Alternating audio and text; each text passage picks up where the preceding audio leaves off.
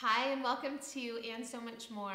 I am here at one of our Centra Health chapels with Emily Edmunds, who is one of the chaplains here within our health system, and I'm going to have her explain a little bit about what your role is and title. So we are filming today in the Virginia Baptist Hospital Chapel, and we have this beautiful stained glass area behind us, and it is such a small, intimate, sacred feeling in here, and we're having a very close, small, intimate conversation. But these beautiful pews are where our patients and their families and our community come when they do need to step into a place that's a little bit more sacred for whatever reason. And so I love that we can have this conversation here. So thank you for letting us come in here. I'm so glad you're here. And so why don't you tell us about what you do here at Centra, your role and your position? Sure, yeah. So I'm a full-time chaplain here at Virginia Baptist Hospital. I spend most of my time working in all of the psychiatric units and also with bridges and pathways, which I love. A big part of my role here is that I'm able to lead multi-tradition spirituality groups as well as individual visits.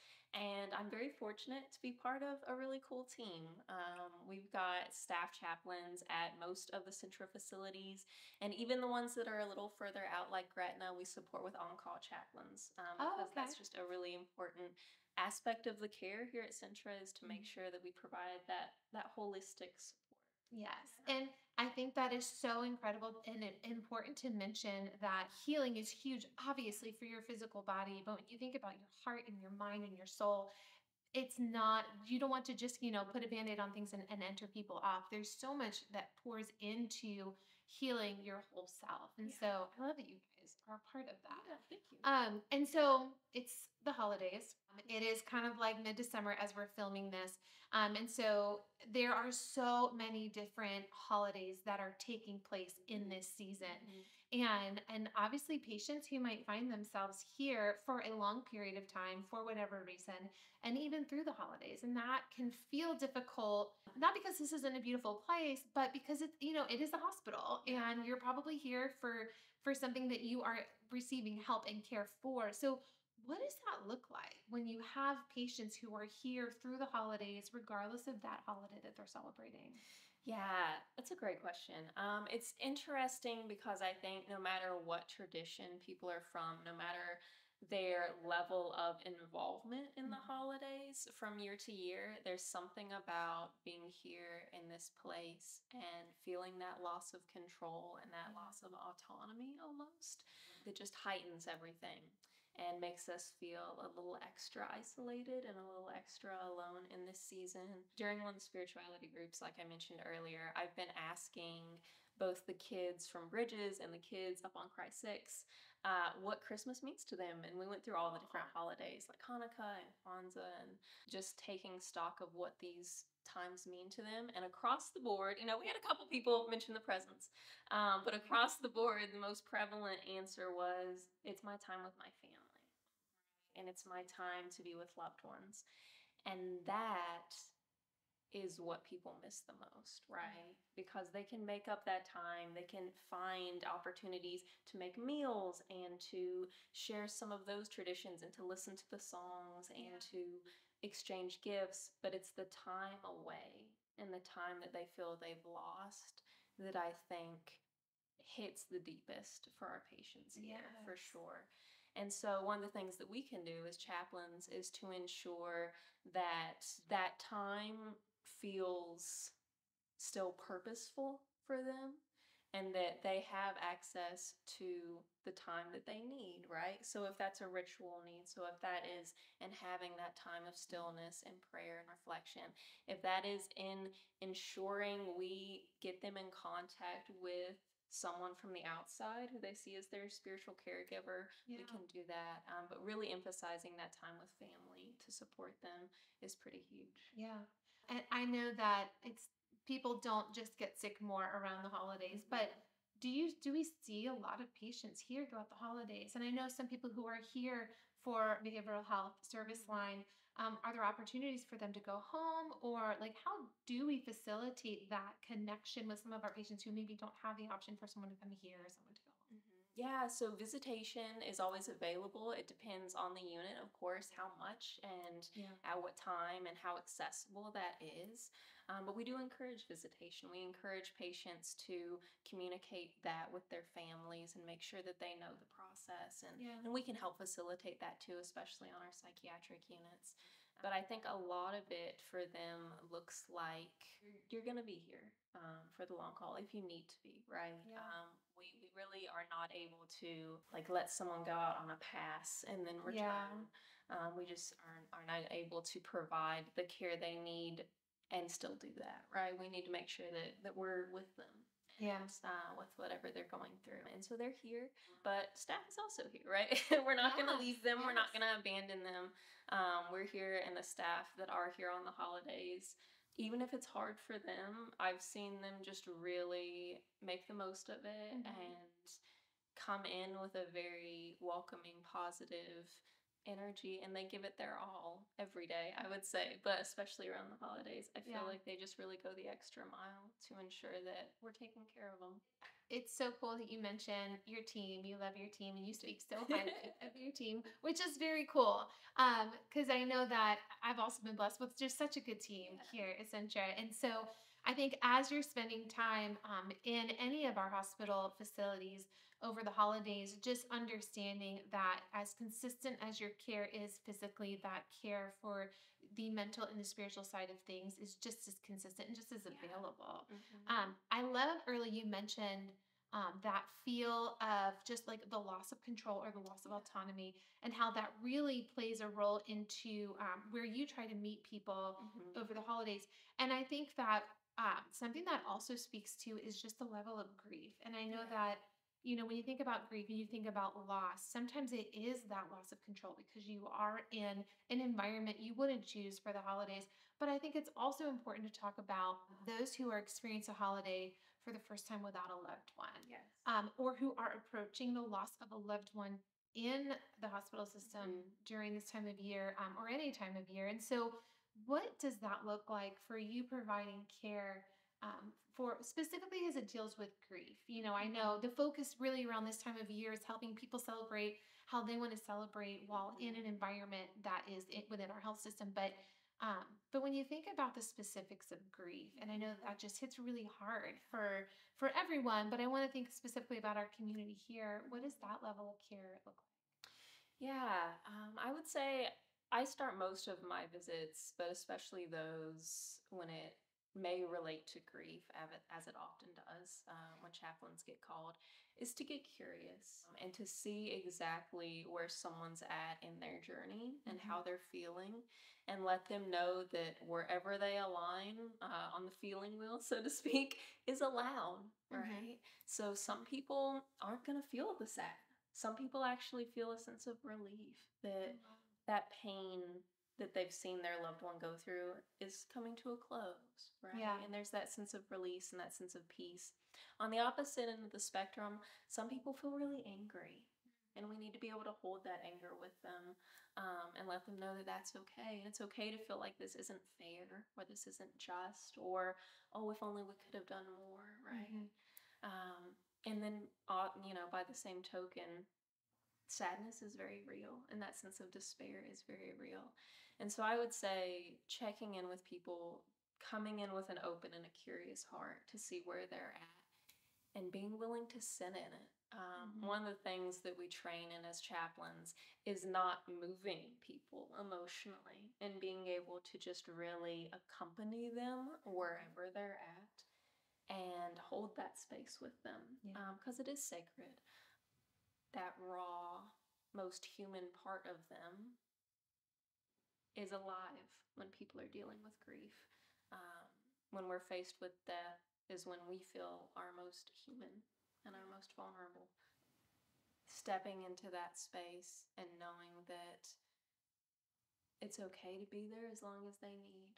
And some people need a long time, right? I've worked with patients who, you know, didn't lose a loved one in the past year, but lost a loved one 10 years ago around Christmas time, and it still affects them and it still hurts and stings.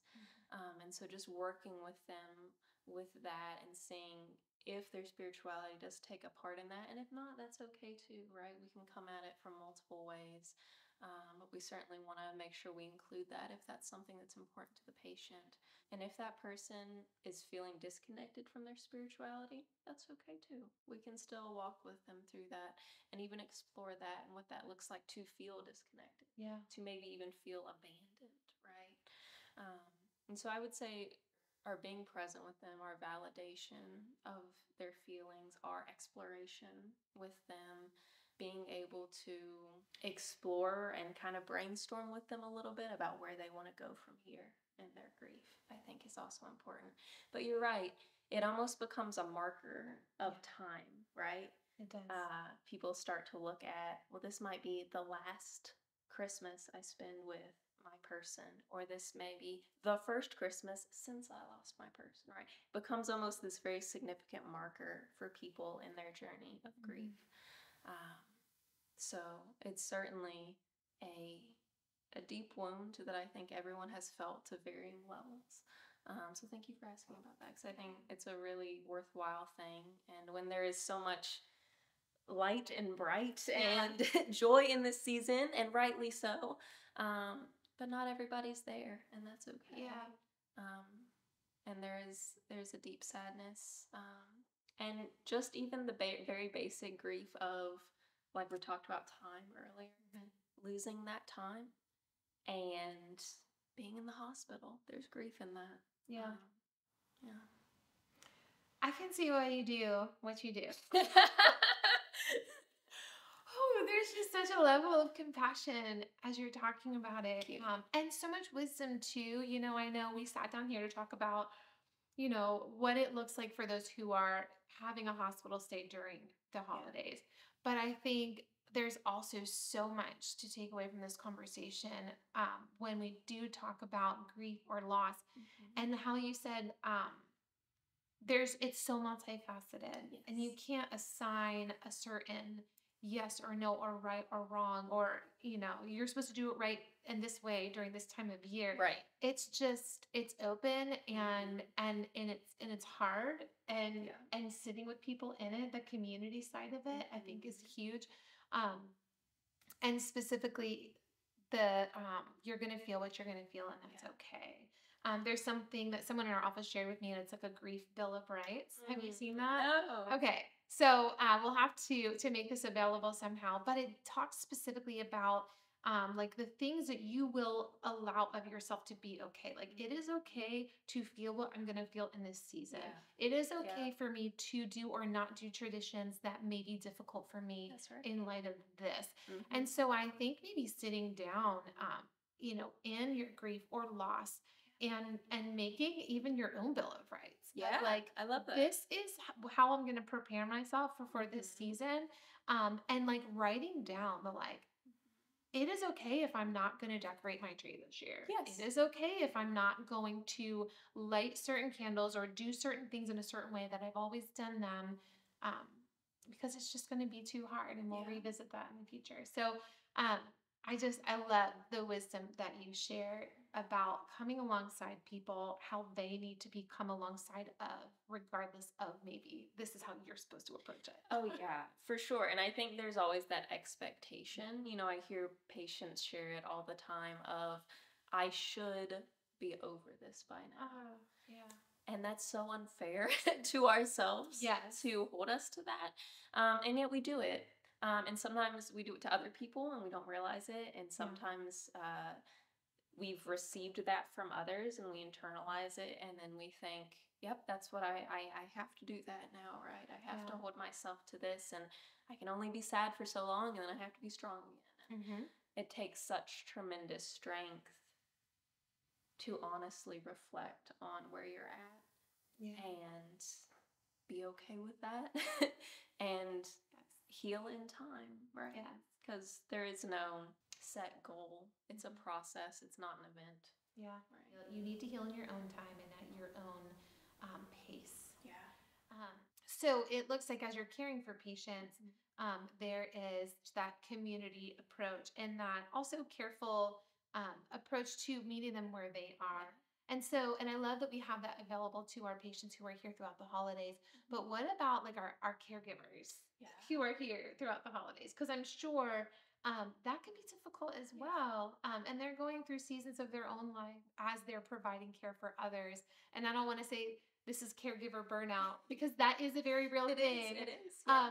But when you think about specifically during the holidays, caregivers who are here and who are walking alongside those who are feeling these things and walking these roads. Yeah, I would say it's important for them to be able to feel that they are also allowed to create the holiday in this time with their family and the time that they have with their loved ones as they want it, right? And so just like what you were talking about with the kind of allowing yourself to grieve as you need to, I would say allowing yourself to have that time however you want to, right? And so if that means doing it on a totally different day or at a different time or with different activities, that's okay and that's allowed. Like if what you need the most right now is instead of adding another thing to do, your true way to care for yourself and to care for your spirit is to take a step back.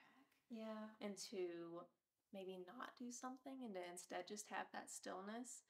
Do that, right? Yes. You're perfectly allowed to just say a no in order for you to say a yes more fully and to keep doing what you need to do to care for yourself. But our caregivers are so wonderful, and I love them so much. I've worked a couple holidays, and every single time the team that we've had just really shows up. And so I would say for those who know that they're going to be working on a holiday that's important to them, know that you're valued and that you're appreciated. And we don't always do a good job of wrapping you up in that love, but it really means the world to the patients that you're showing up and you're bringing that really wonderful energy. So thank you for all you do.